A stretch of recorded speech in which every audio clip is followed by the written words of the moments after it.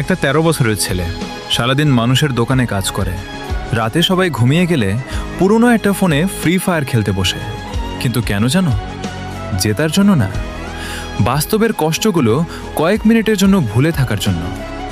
বিশ্বাস করো, আজকের গল্পটা শেষ পর্যন্ত দেখলে হয়তো নিজের জীবন নিয়ে আর অভিযোগ করতে ইচ্ছা করবে না। কয়েকদিন আগে লাইভ শেষ করে গেমে ঢুকেছিলাম। তখন একটা ছোট্ট আইডি বারবার আমাকে টিম ইনভাইট দিচ্ছিল। ভাবলাম চল দেখি। দলে ঢুকতেই ছেলেটা উত্তেজিত হয়ে বলল, ভাই আমি বিশ্বাসই করতে পারছি না আপনি আমার সাথে খেলবেন।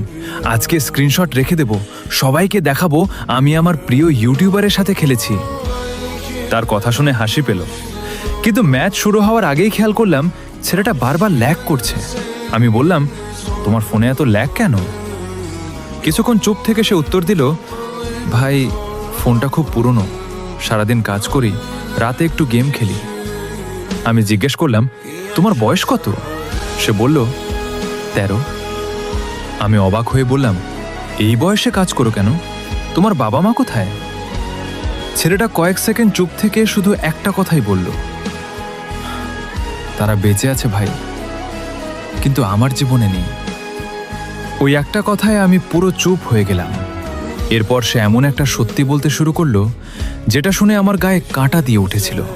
চলবে, বাবা মা বেঁচে আছে, তবুও সে এতিম। আমি কিছুক্ষণ চুপ করেছিলাম, কি বলবো বুঝতে পারছিলাম না। তারপর ছেলেটাকে জিজ্ঞেস করলাম, তাহলে এখন কার সাথে থাকো? সে হালকা হেসে বলল, ভাই এখন শুধু আমার বৃদ্ধ নানা আছেন, উনিই আমার সব। আমি বললাম, স্কুলে যাও? সে বলল, যাই, কিন্তু প্রতিদিন না। সকালে একটু কাজ করি, যে টাকা পাই তা দিয়ে নিজের খরচ আর নানার ওষুধ কিনি। আমি আর কিছু বলতে পারছিলাম না। ম্যাচ চলছিল, কিন্তু আমার মন পুরো গল্পের মধ্যেই আটকে ছিল।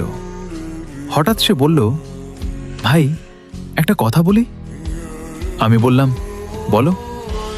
সে বলল, মানুষ ভাবে আমি সারাদিন গেম খেলি, কিন্তু কেউ জানে না সারাদিন কাজ করার পর রাতে মাত্র ১-২টা ম্যাচ খেলি।